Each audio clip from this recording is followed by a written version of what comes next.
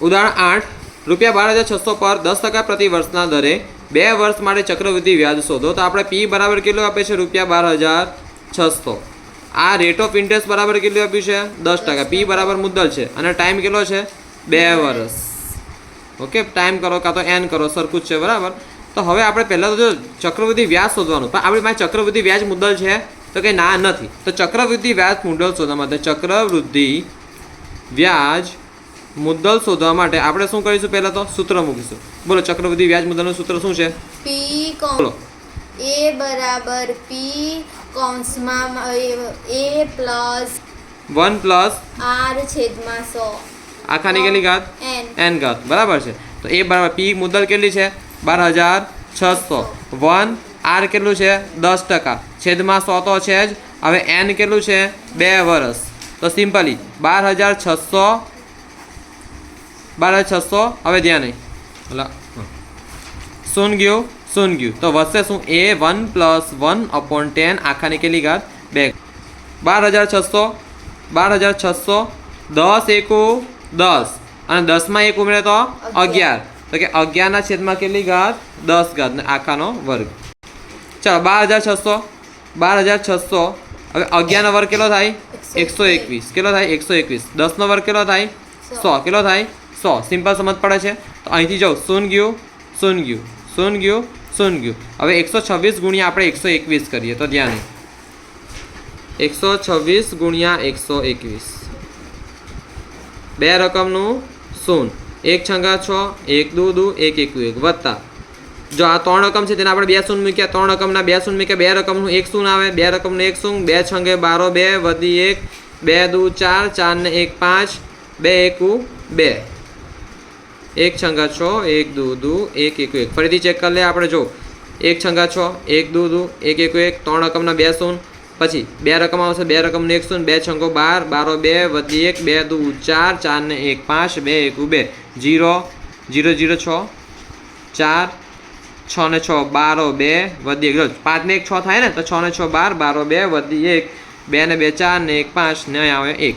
તો આ કેટલું આવ્યું? 15,246 રૂપિયા. 15,246 રૂપિયા. 15,246 સમજ પડી? તો આ શું આવ્યું? આપણું ફક્ત ચક્રવૃદ્ધિ વ્યાજ મુદ્દલ. શું આવ્યું? ચક્રવૃદ્ધિ વ્યાજ મુદ્દલ. ચક્રવૃદ્ધિ વ્યાજ મુદ્દલ કેટલું આવ્યું? ₹15,246. તો હવે આપણે જો વ્યાજ મુદ્દલ આવ્યું તેની પરથી આપણે ચક્રવૃદ્ધિ વ્યાજ શોધવાનું છે. તો શું કરશું? મોટામાંથી નાનું બાદ કરવાનું છે. સિમ્પલી ચક્રવૃદ્ધિ વ્યાજ મુદ્દલમાંથી શું બાદ કરશો? આપણી જે નોર્મલ મુદ્દલ છે મતલબ જે પી છે તેને શું કરશો? તમે બાદ કરશો. તો આપણને શું મળશે છોકરાઓ? ચક્રવૃદ્ધિ વ્યાજ. ચક્રવૃદ્ધિ વ્યાજ બરાબર ચક્રવૃદ્ધિ વ્યાજ મુદ્દલ માઇનસ મુદ્દલ. જે નોર્મલ આપણે મુદ્દલ છે ને તે. તો ચક્રવૃદ્ધિ વ્યાજ મુદ્દલ કેટલી છે આપણે? 15,246. 15,246. તેમાંથી આપણું કેટલું છે? 12,600. તો કે 12,600. ચાલો આપણે બાદ બાકી કરીએ. 15,246. 15,246 માઇનસ 12,600. જો 6માંથી 0 જાય તો 6, 4માંથી 0 જાય તો 4. હવે બોલો શું કરું બાદ બાકીમાં આગળ? અને ચકીને કેટલા લખું? 4. તો અને ચકીને કેટલા લખું? 12. 12માંથી 6 જાય તો 6, 4માંથી 2 જાય તો 2 ને 1માંથી 1 જાય તો 0. જો તમારે બાદ બાકી તમને એવું લાગે કાચી છે તમારે શું કરવાનું? આ બંનેનો સરવાળો કરી લેવાનો. સરવાળો કરીને આ જવાબ આવો જોઈએ. 15,246 જવાબ આવો જોઈએ. તો ચાલો આપણે ટ્રાય કરી લે. 12,600 વત્તા 26,47 6 ને 6 4 6 ને 6 12 2 વધી 1 2 ને 4 ને 1 5 ને આ થઈ ગયું. તો 15,246 મતલબ આપણો જવાબ સાચો છે. મતલબ આપણી બાદબાકી સાચી છે. તો 2,646. 2,646. તો ₹2,646. આ શું છે?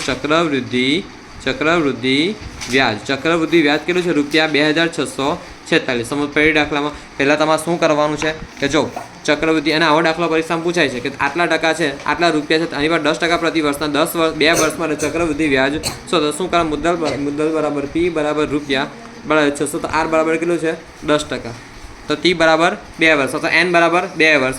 તો ચક્રવૃદ્ધિ વ્યાજ મુદ્દલ સૂત્ર કયું છે? a બરાબર p કૌંસમાં 1 પ્લસ r ઓપન 100 ઇન્ટુ કેટલી આખાની કેટલી ઘાત n ઘાત. જ્યાં n શું છે? સમય છે. n શું છે બકા? આપણો સમય છે. સમય કેટલો છે? 2 વર્ષ. સમજ પડી? તો સિમ્પલી આ પ્રમાણે આગળ દાખલો ગણવાનો થાય ને એમાં ભૂલ ક્યાં પડી શકે તે તમને કહી દઉં છું. જો પહેલાં આ છેદ ઉડતા હોય ને તો ઉડાવી દેવાના, તો ગણતરી સહેલી રહી. ના ઉડાવો તો કોઈ વાંધો નહીં, જવાબ આવે, પણ ગણતરી થોડી અઘરી બની જાય. બરાબર છે? એટલે આપણે આ શું ગયું, આ શું ગયું. પછી 10નો આની સાથે શું કરીશ? ગુણાકાર. તો 10 એકુ 10 ના એકડ એક છે ને તેને ઉમેરીશું. 10 વત્તા 1 કેટલા થઈ જાય?